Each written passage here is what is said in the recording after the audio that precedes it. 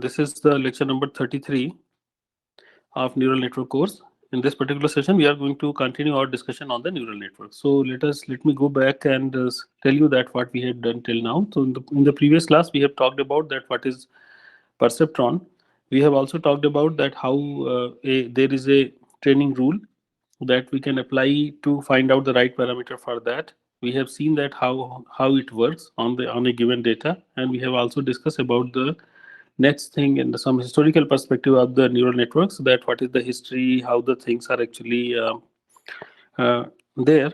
So in the last class, I think we were here that we were talking about that a single perceptron can represent many Boolean function. We have, I think we were till this particular point, and then we have explored that if some weights are given, for example, this is a small perceptron where the value was minus 30, 20, and 20. So we have seen that it is going to represent what?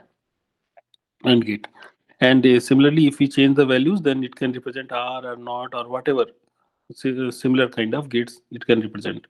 We have also seen that if we want to build a deeper system, so it is also possible. Sometime, for example, in this particular setting, if I want to put a one at the different place, for example, into the AND and R, the one comes at this particular place R. So if it is not at this particular place, then what to do? So we have seen that you can write the equations, related equation over there, and you can solve these things.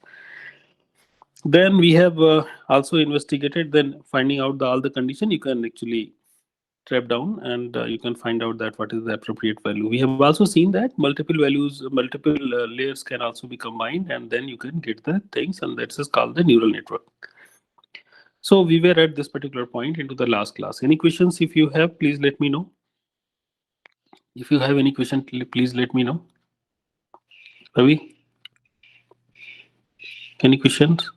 So I have just opened the last class slides. Anything? Yes, no? No questions? Great. So let us start the discussion that is related to today. The first thing that I wanted to tell you, that you may be thinking that if we are going to have multiple layers, for example, this layer, and this layer, what is the advantage of having multiple layers? Okay, the first question would be, what is the advantage? So this we are going to show you with respect to this particular data. So my question is whether this data is linearly separable. Yes or no? Whether this data is linearly separable. Yes or no? Ravi, Atharv? No? Because you can say that if you draw line, this line, then something, these things have the problem. If you draw this line, there is problem. There is no way that in which you can draw a line, a single line, and you can do the right classification. But we are going to see that instead of only using one line, if we can draw multiple line, and then we can develop a logic over that. What do I mean by this? That let's assume that there are three lines, and there is a one red line, there is one blue line, and there is one black line. So let's assume that there are three lines. What I say that I am going to develop a logic that red line, blue line, and black line 0, 0, 0. 0, 0, 0 means what? Below the red line. So below the red line is this area. Below the blue line. So below the blue line is this area. And below the black line. So black line is here. So this is area. Black line is this. So this is area. So if I say that the common area is going to be this particular place.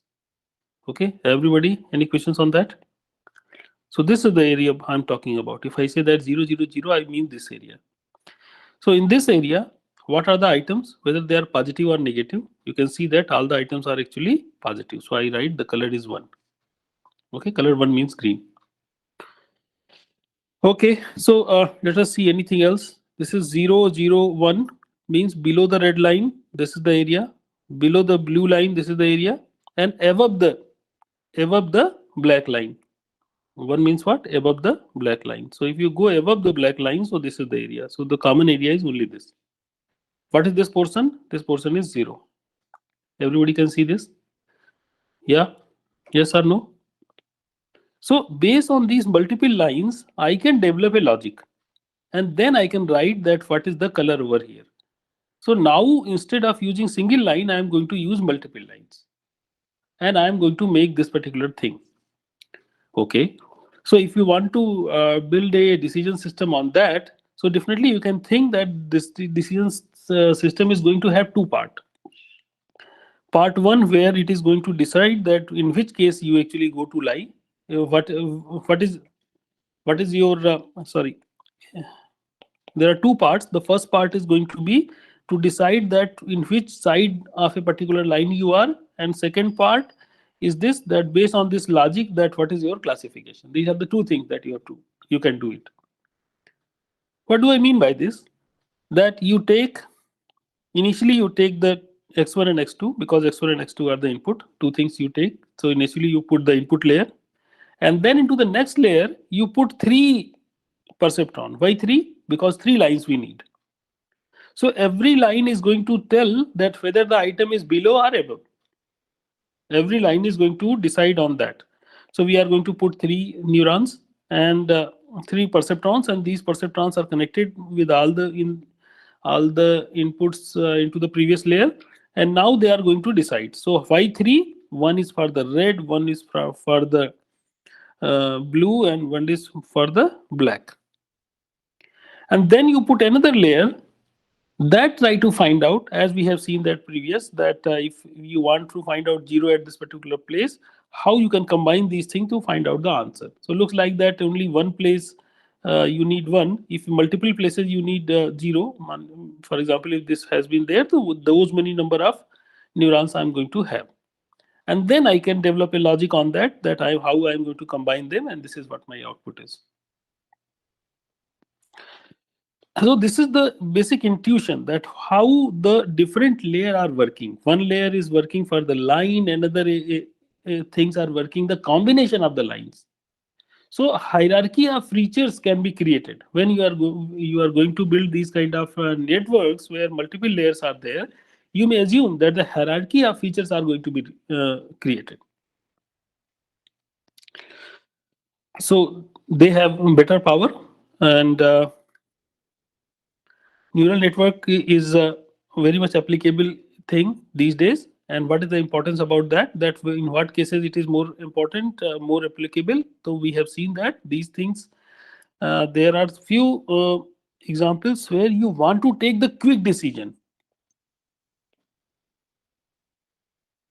Means classification. Learning can take time. If the learning can take time, this is fine with us. But your decisions should be fast. So those are kind of cases we can apply the neural network. Means when the fast evaluation of the target function is required, long training time is acceptable. Training examples may have error. It is also can handle those things. Okay. And very important part is this, that ability to understand, because what happens now, sometime when you come up with the classification, you have to tell that why is this classification coming. Human want to understand that. If the understanding of human is not very much required, then you are going to use these kind of network. Mostly when these kind of things are used when the understanding by the human is not that much important. Okay. So till now we have understood that multiple layers are there, and we want to find out what is the right parameter. Into the perceptron, we have seen that.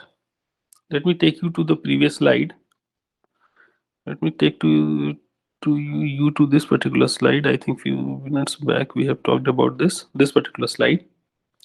In this particular slide, we have seen that when we have actually started training, the error was actually how much? 7 on the 7 data point. Then it becomes to 6, then 4, then 4, then 5, then 4, then 5. You can see.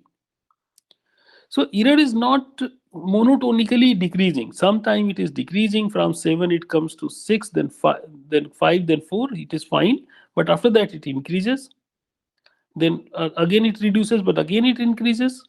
So you can see that at various places, you can see that things are actually coming down and going up. So what is the problem with this kind of approach?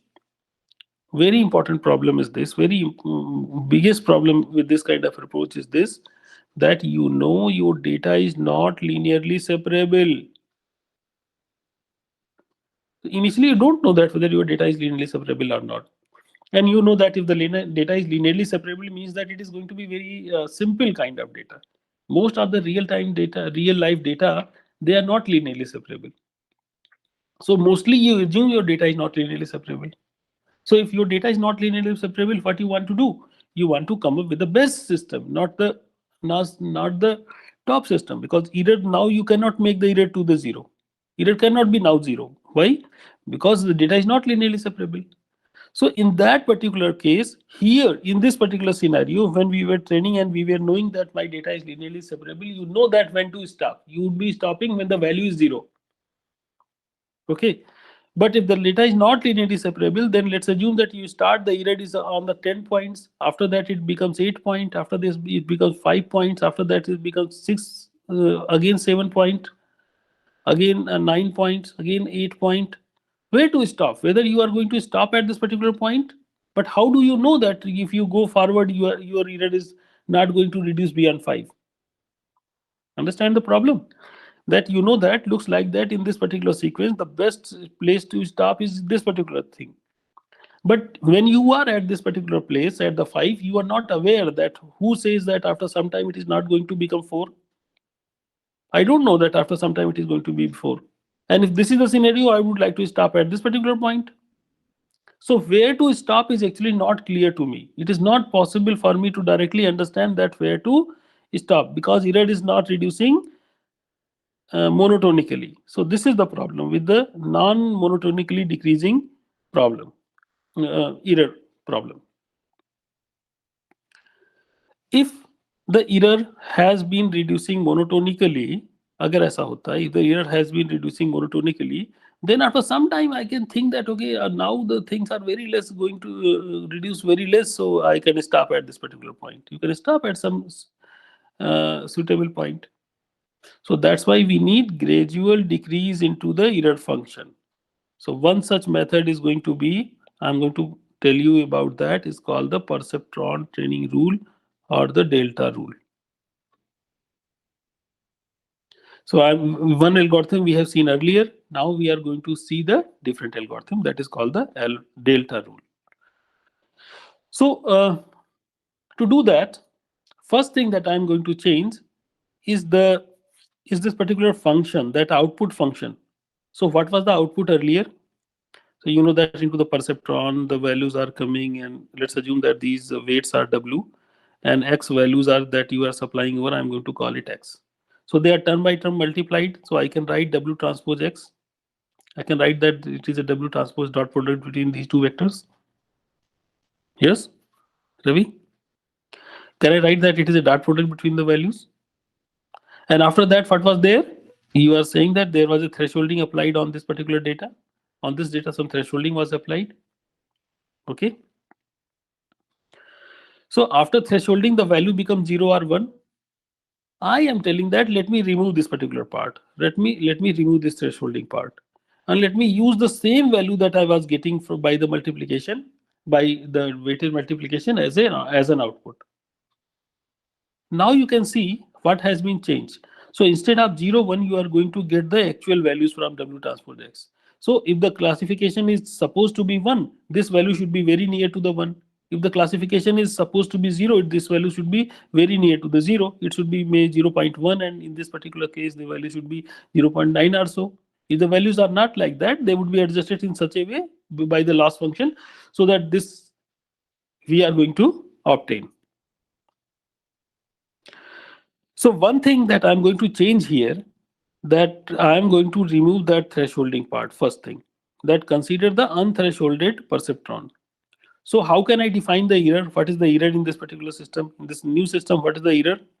So error would be that you see that what is the value that you wanted to see, target minus output. Again, the same thing, target minus output. What is the output you are going to get as is respect to the what is the target that you are achieving?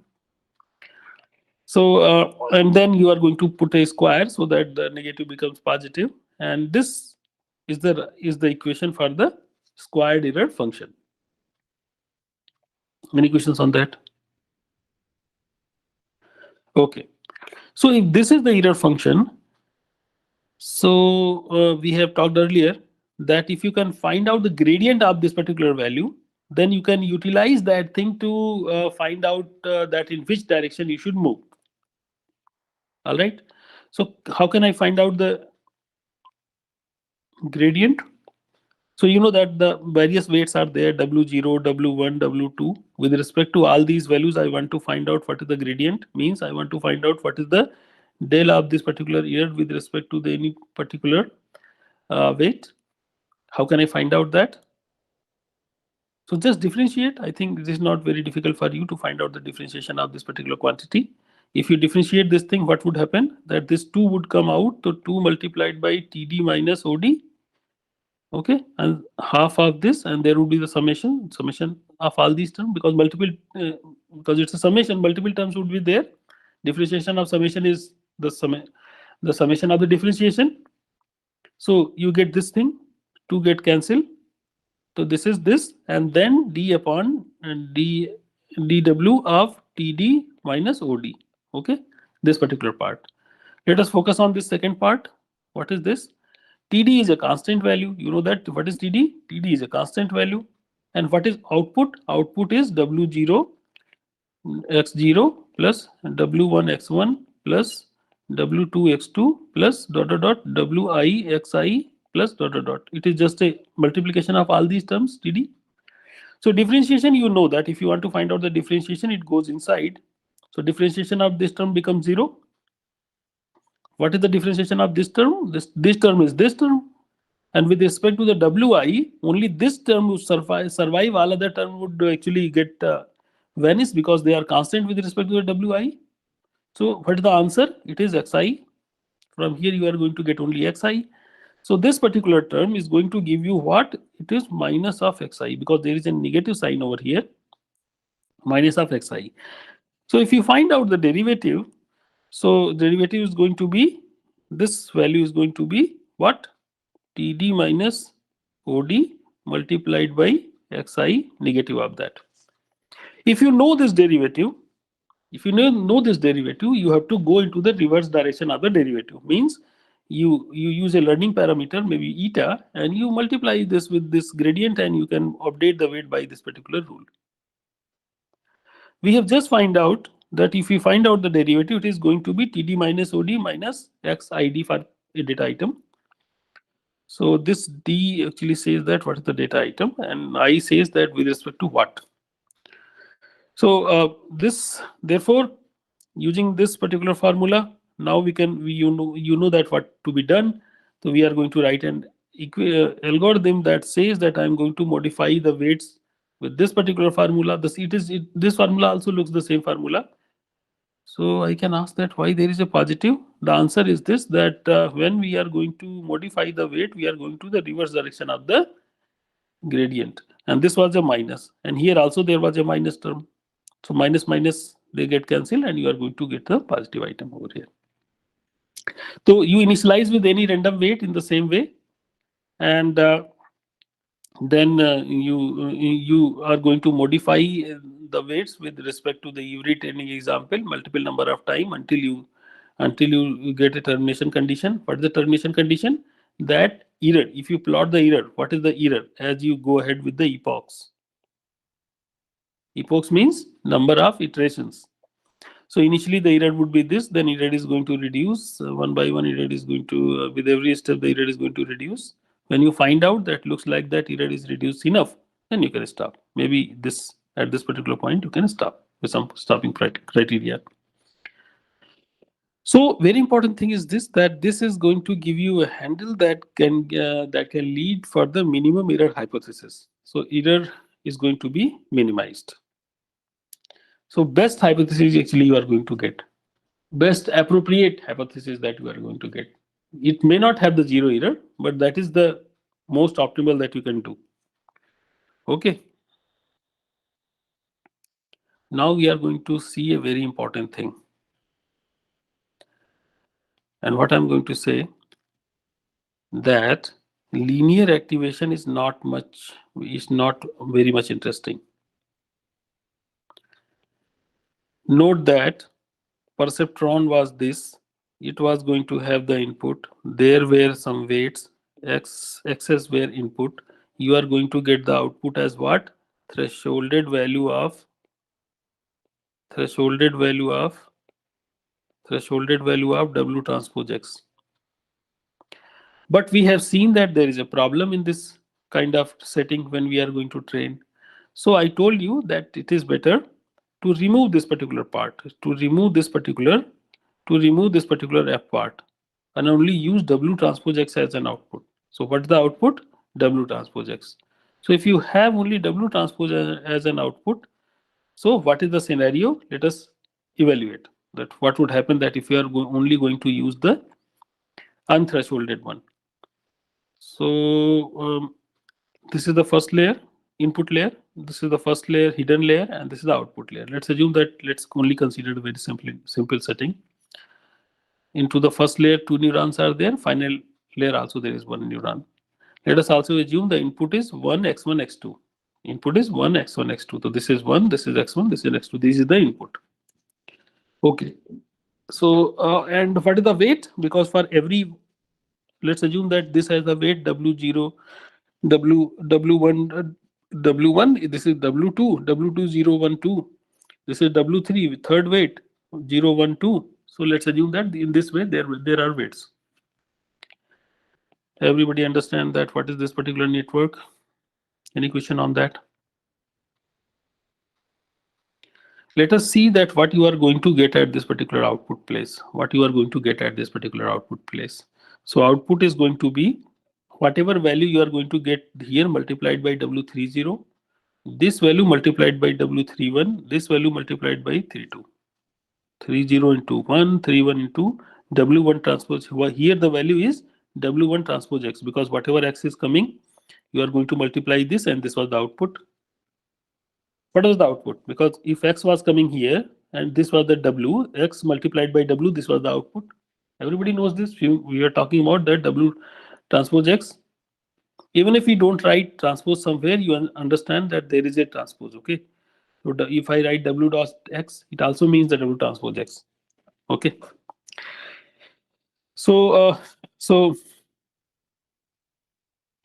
this equation is clear to everybody, because you know that X was input, W2 was weight, the output is W2 into X.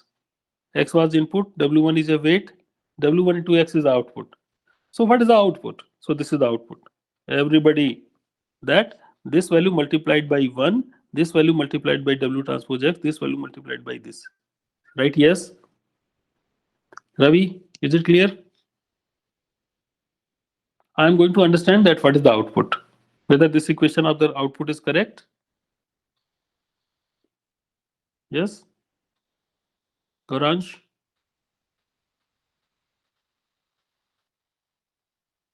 Hello? Atharv? Yes? So this is the output. Now let us further explain it, because you know that what is the value of W transpose X. So W transpose X, if the X is W1 and X is this, so see that what is the multiplication W1 transpose X and W2 transpose X here and here values. And you can write these values. W1 transpose X is equal to W01 into W11 X1, W2 X2, because you know that these values are going to be multiplied by corresponding things. So I have written this equation just here. This W31 was there and it is here only. Similarly, for the second part, W32 is multiplied by inside thing, and inside things are this multiplied by 1, this multiplied by X1, this multiplied by X2. So this is the equation. Let us rearrange this equation. Let me collect the constant part. The constant part is here, here, and here. I can write the constant part like this. So with the, and then I have some x1 part with the x1. This is the thing and this is the thing. So you can find out that there is a multiplication term, and then there is something, and then x1, something, then x2. All right, means what? Look, these are the values, only values. These are the only values. So can I write this thing that I say that this value is something w0 dash, this value is something w1 dash, a new variable. This is a new variable w2 dash. Can I write like this? Where what are the values of these w's? What are the values of these w's is clear. What are the values of these w's is clear. What is this value? This is this. What is this value? This. What is this value? This is this. Means what? If I give you this network, you can immediately find out these values. Okay. So it becomes, this is a expression of the single perceptron. How come? That this W0 dash is here, W1 dash is here, W2 dash is here, and if x1, x2, 1 and x1, x2 are input, then this is the same, this is going to represent the same thing. This thing with the new values, it is going to represent the same thing. What I wanted to say, that you give me the network parameter of this, I can give you the network parameter for this. And this thing and this, both the two things are going to be same.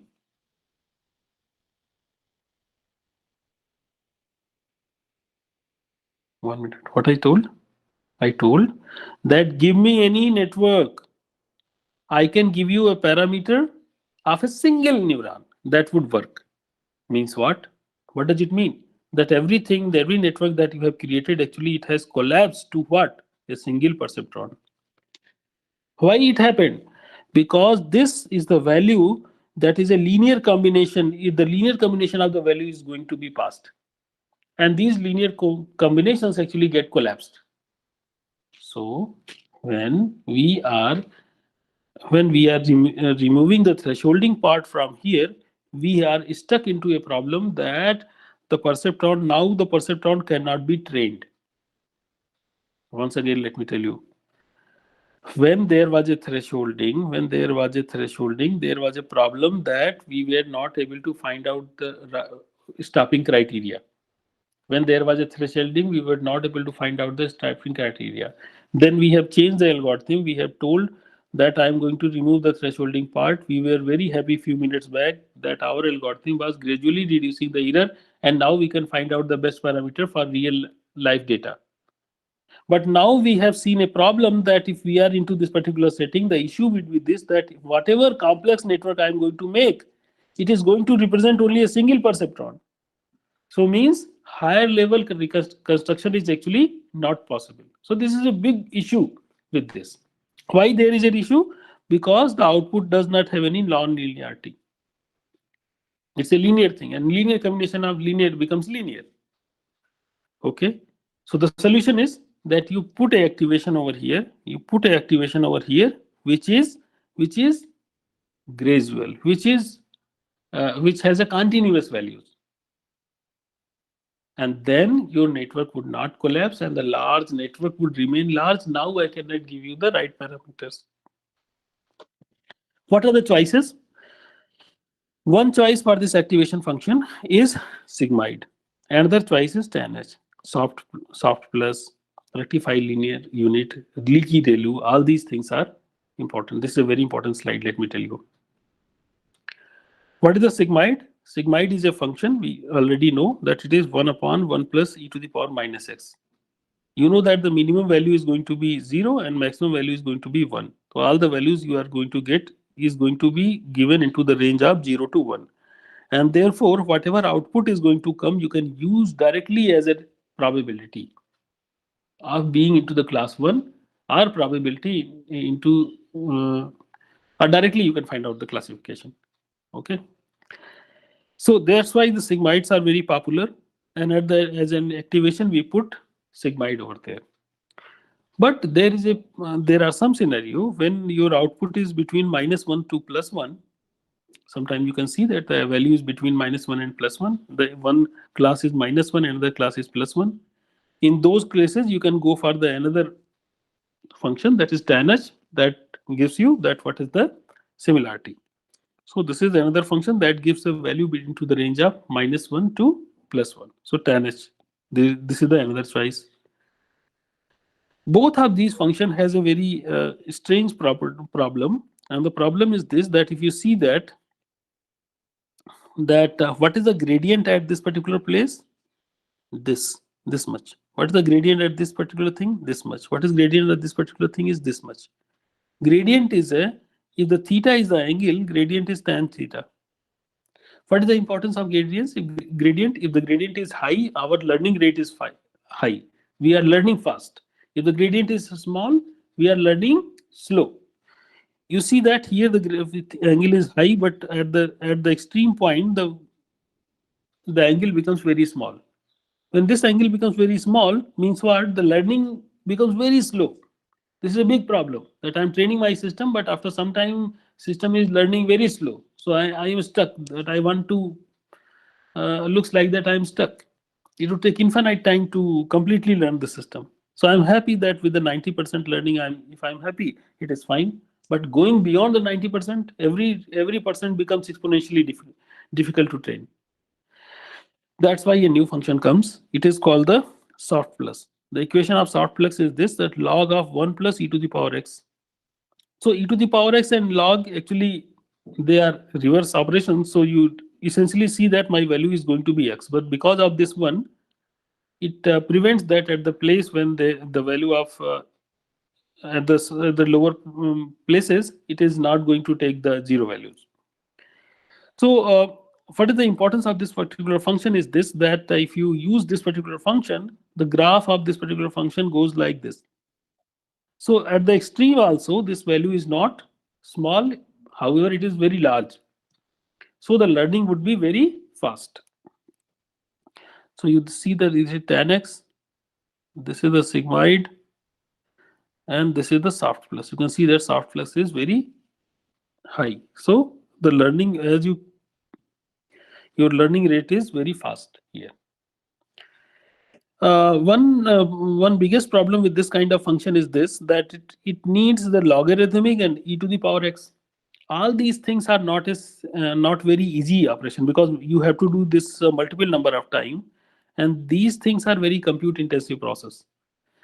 Having softmax was one very important, gives us a very important characteristic, that if you know that sigmoid of x, if you know, and if you want to find out what is the gradient at that particular point, you just see the sigmoid of x 1 minus sigmoid of x. Immediately you can find out that what is the gradient at this particular point. But finding out the gradient for this particular softmax function is not that easy. So to simplify that, once again, we have another function, that is a rectify linear unit. That is even very easy to compute and find out the gradient also. What I was telling, that finding out the value here is compute intensive. So we can make it simple by using this particular function, that is called the rectify linear unit, and ReLU, that is called the ReLU also. And ReLU says that the maximum of the value at the zero. If the value is less than 0, it is 0. Otherwise, it is equal to the value. So very simple. What is the gradient? Everywhere the gradient is 1. You need not to compute. Everywhere the gradient is 1. And what is the value of ReLU? Just see the value of x, and immediately you can tell that what is the ReLU of this activation function. So again, very interesting kind of function it is. And most of the time, for the inner, when you are going to build the system, for the inner layers, you are going to put the ReLU. At the final layer, you are going to put sigmoids or tanness or whatever you wish. But inside, most of the time, you put rectify ReLU unit, because you know that ReLU computation of the ReLU is very fast. And one objective is also there, that we should be able to compute the network parameter very quickly. Otherwise, it may take very long time. Very important line. When we put these kind of activations over here, so the perceptron that we were till now talking about, it is called now neuron. So what is the neuron? In the neuron, the activation function is sigmoid, tanness, softflux, ReLU, and these kind of things. What is into the perceptron? It is just a simple thresholding. Make sense? Okay. So now, when we know that, now we are into the scenario when we know that multiple layers can be deployed. For each of the unit, I am going to put neurons. And now onwards, we would be talking about this unit. Whenever I'm going to talk about these units, they are neurons. Neurons means they have any of these activation functions. And for simplicity, for a few minutes, let's talk about that. The activation function is the sigmoid only. So if you want to find out what is the output is W transpose X, and then you apply a sigmoid, and you know that sigmoid function. What is the sigmoid function? Now question comes that how can we find out that what is the right parameter? Very important algorithm came around 1986, called back propagation. Very important algorithm. So today, sorry, let us see that what is the back propagation algorithm. How can we define the error? Consider this network where on the output layer there are k outputs. Instead of one, there are k output. Why k output? K classes, there may be k class into the data. So if you want to find out that what is the for given data item, what is the error, so you have to find out with respect to the every data item, you have to find out that what is the difference of this output and expected output. So now you have k expected outputs. So out of the k expected output, what is the target value? What is the value that your network is saying? You take the square distance of that. Very simple formula, not a very anything difficult over here. So the back propagation algorithm is this. Let us not go into the much detail over here. I would just give you the overall brief idea. Then we would go forward and see the mathematical derivations. Then we would come back and understand that what is here. But for very high level perspective, you know that for each of the data item, what you have to do? You have to modify the weight by adding something to that.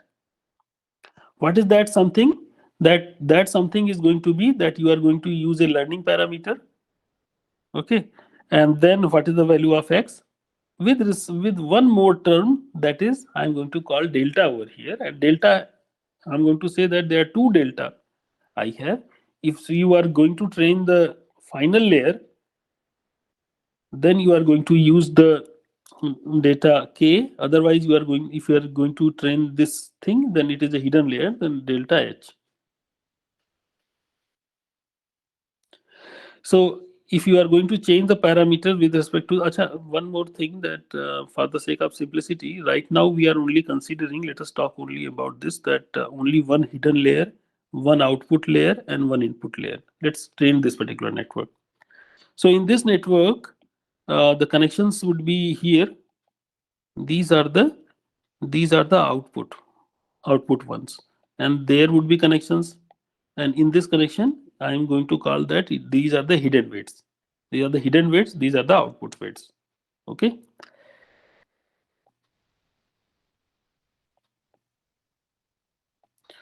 So if you are going to modify any of these weights which are into the outside one, then you are going to utilize this particular formula for all output units. K units are there now. For every units, you are going to use this particular formula. And for the for the hidden values, you are going to use this particular formula where you are going to find out first delta, and then using this delta, you are going to find out that how much I should modify, and use this thing to modify the value. So looks like that. Is there any confusion? Can anyone write yes or no? Should I explain once more? Ravi, no confusion? So let me just take off my own clarity. Let me tell you once again. I wanted to tell you that you have to modify the weights. How? The previous weight is added something. What is that something? You need to find out. You know that there is a learning parameter multiplied by xj every time you are going to do that, and in between there was something like target minus output. For many times we are going to do that. So this is the delta. Okay, this delta can be, earlier we were using target minus output only, but for the larger network this is going to be the value. If you are going to modify the things into the output layer, then this is the delta k is going to have this value. If you are going to modify the things over here, then the delta K is going to have this particular value. Makes sense? For hidden unit, use delta K, it is going to be delta H, otherwise it is going to be delta K. One of them you would be computing and putting into here, finding out, then you would be modifying this. Is it clear? Now question remains, how come this equation came? Let us find out that what is the significance of this equation, how this equation comes. This is called the back propagation. All right. Let us recall the error function. What was the error function? Half of, for every data item, K belongs to output, target minus output square. This was this thing. Okay. So, and for every training example, we have to do this. So just focus on one training example, and then let us find out what are these values. If there is only one training example, then this part is need not to be computed, need not be considered. Then error can be written into this particular way. Make sense? Yes. Okay. Modification of weight, as you know, that it is going to be multiplied by eta, and what is the gradient of this with respect to this particular weight vector. Okay. So if I want to find out this, okay, so this thing we have to find out, and we have to show that this value comes into this particular form. So let me give you a very small introduction of this particular network, and we are going to see some of the conventions, that how we are going to call them. Just for a few minutes, concentrate on this. How many layers? This is the input layer. This is the output layer. How many hidden layer? Hidden layer 1, hidden layer 2. Two hidden layers we have. In our example, this is not there. Okay, but I'm just going to give you the example here. I'm just going to give, for generality, I'm going to write. Okay. So first thing, that all the neurons are given number 1, 2, 3. All the neurons are given numbers. This is the first, this is the second, this is third, this is fourth, this is fifth, this is sixth, this is 7, 8, 9, 10, 11, 12, and 13.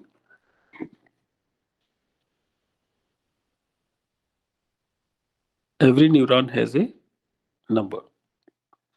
Okay. When there is a connection between these two things, okay, there is a connection coming to the ninth one. So if you see any particular thing, you would be seeing that multiple inputs are coming over here. So this was the first input, this was second input, this is the third input, this is the fourth input. Forget about from whom it is coming. So first input would be represented, first weight would be represented by W9 first, W9 second, W9 third, and W9 fourth. What was the input in this particular line? Let me call it X91, X92, X93, X94.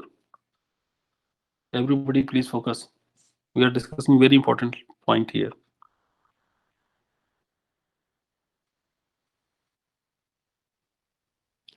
So can you tell me that what is this input?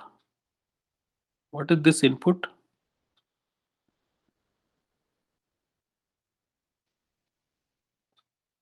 It is X12 because it is coming for the 12. It is the third input of the 12, first, second, and third. W3, W12, 3, X12, 3, sorry. And what is the weight associated? W12, 3. Everybody understand this? Xji means you are going to pick the jth unit, and where all of them are given a unique number. You are going to pick the jth unit and its ith one. X94 is highlighted. So this is the ninth unit. How? 9 and 1. First input, second input, third input, fourth input. So highlighted one is the fourth one. So X94 is highlighted. Is it clear? WJI means similarly associated weight. So if this is there, so there how many, I can say that W91, W92, W93, W94, X91, X92, X93, X94. You have to multiply this, and if you add these things, so this is what the summation here you get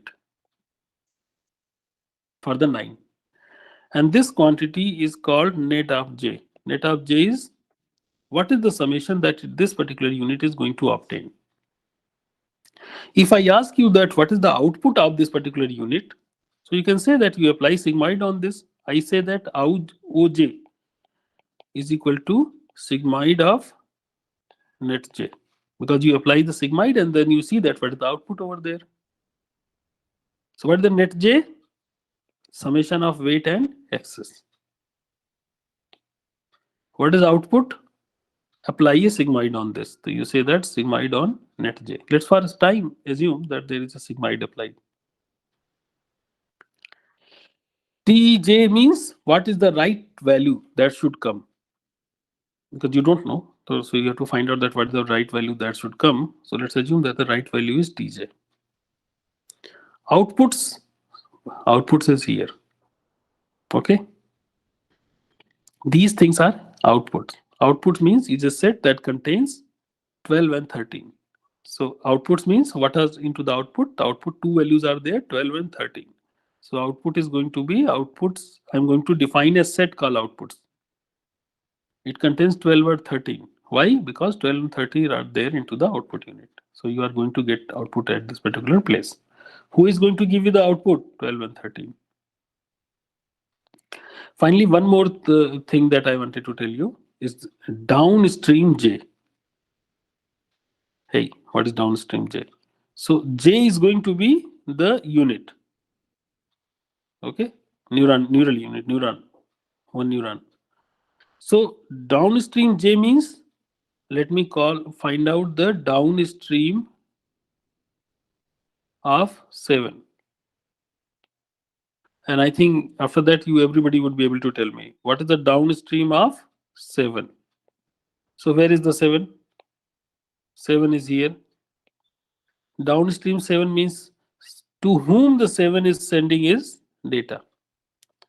Can you tell me whom it is telling? It is 8, 9, 10 and 11. So it is units whose immediate input is the output of the unit J, to whom it is supplying the things. Okay, everything is clear? Can you write yes? Yes. We are interested in this quantity, that how the error changes with respect to a weight. This can be written, you know, the chain rule. Now we are going to do a lot of chain rules.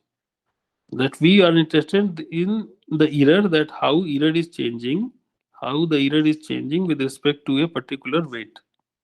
We can write ED divided by net J and net J divided by WJI. You can write like this.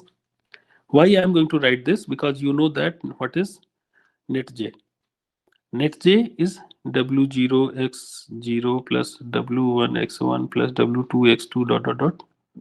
And if we are going to do a differentiation with respect to the Wj, so only Wj term would survive, all other term become 0. And what is the multiplying factor over here? Here it is xj.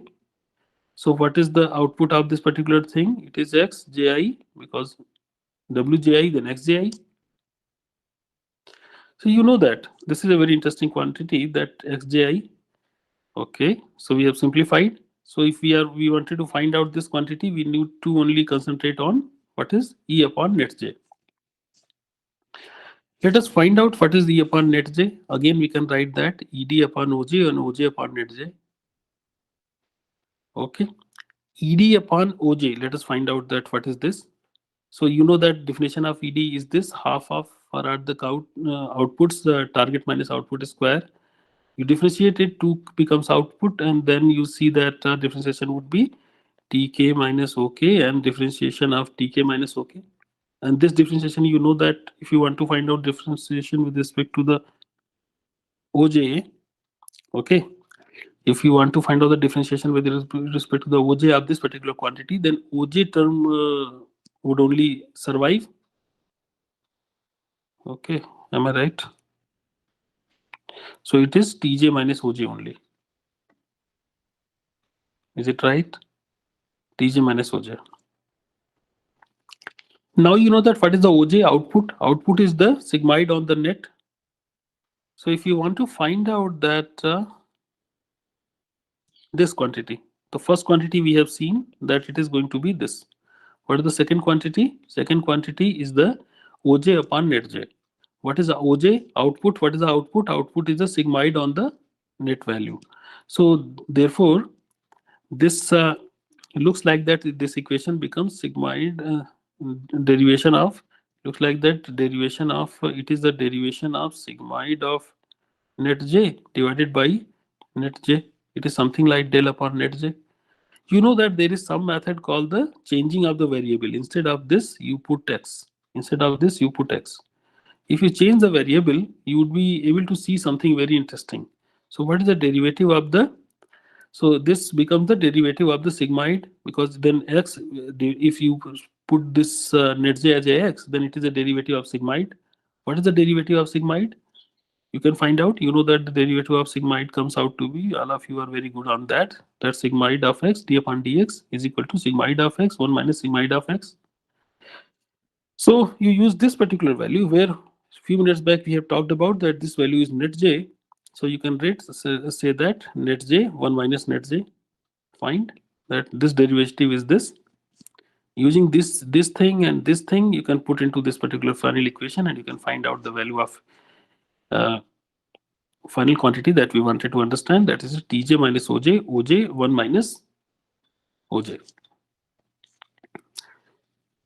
Okay, so this term we are going to call it as a delta J. Let me call them delta J. But you know that a few minutes back we have seen that it was also multiplied with a constant. I'm not going to go back.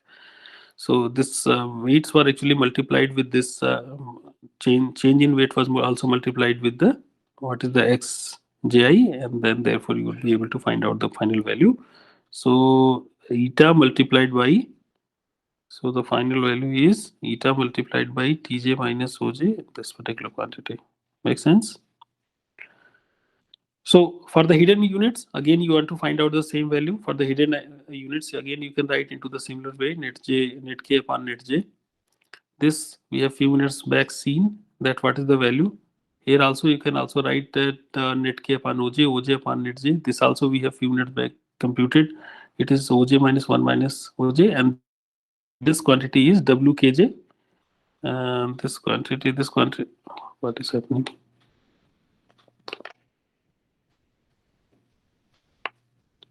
Okay, so this net k upon Oj quantity, this particular quantity is actually Wkj.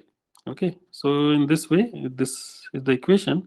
So you put into the same equation once again, you are going to get Oj 1 minus Oj downstream for all the things, because you have multiple things were there. So you are going to find out the summation, and therefore the final equation you are going to get into this particular form. Okay. So this was actually the explanation that how come this formula, these two different kind of formula came over here, okay, into this particular equation, that when we were talking about, where is that? In the back propagation formula, how come these values are going to, I think this is not the back propagation. Where is that slide? This slide. So how come these values came? This is the explanation of the fact that how come these values came. Okay, how come these values came? So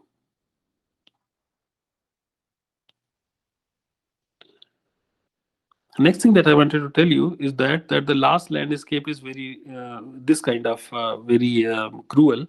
And if you start at the wrong place, for example, if you start here, you'd be able to reach at this particular place only. You cannot get the global minimum. To get the, if you start here, you would be able to reach this particular place. To reach to this particular global minimum, you have to start somewhere here, then only you would be able to reach here. So initialization plays a very important role into the parameter tuning. So you may have seen that if you run the neural network multiple number of time, you will be getting the different accuracies. Sometimes very important thing is that you can add the momentum also. So adding momentum means what? That this kind of scenario, when you actually you are coming from here, you come this to some here, you use the previously updated value also to update the same thing. So what may happen that if your last landscape something like that, where there is a small pit, so if you started from here, you come here, then if you modify the thing, your actually what, let me tell you that what I wanted to tell you, that you know that let's assume that your loss landscape, your loss is going to be into this particular way. Let's assume like this, and you started from here and you reached to this particular place. So this was your change that you have done. But here, since the things are very less, you'd be only going to into this much only. Only small variation would be there. You would be changing very less. But if you use the previous value also, what would happen that instead of changing this plus the previous value, then you would be changing to this thing, and you again start rolling and you can find out the minimum. So that's why adding momentum, that what was the earlier weight, how much we have changed earlier, delta, how much we have changed earlier, we are going to use this with respect to the alpha to modify the weight. With the current values, you are going to use the previous values also. If your network is large, then you can use this particular formula to train it, because okay. So this was the story of the back propagation. And one thing I think you already know, that sometime if you are going to train the network, here you are going to, if you keep training, your error is going to, number of iteration you increase, your error is going to reduce, but after some time error reduction in error is very less. So this is a small interesting point we have talked about earlier also, called what? It is called the uh, elbow point. So you can stop at this particular elbow point. So if you don't stop, then you would be overfitting, and on the testing error, your error would be higher. This is an example. I just call you that go on this particular website and web page and try to run this. Here, the data is this, that one class is this, another class is this. If you use the logistic regression, you will be dividing data into this thing. If you increase the number of layers into the hidden layer, what is going to happen? That if the number of hidden layer is only one, then linear line you would be getting. If the two neurons you put into the hidden layer, you would be getting this kind of line. That is also not that much good. But if you put the three, then you are getting the kind of better thing. With the 4, 5, and for example 20, it becomes it start doing the overfitting. So this is a coding example taken from the website. You can just see this. I'm not going to that much in particular detail. You have done the example also in the lab sessions. You have done this thing already, so I'm not going to that particular details, but I call you that you go and try to see that what is the written over there and execute your code by yourself. So thank you very much. That's all for today. This completes the neural networks, and now onwards we are going to see some things from the deep learning. Okay.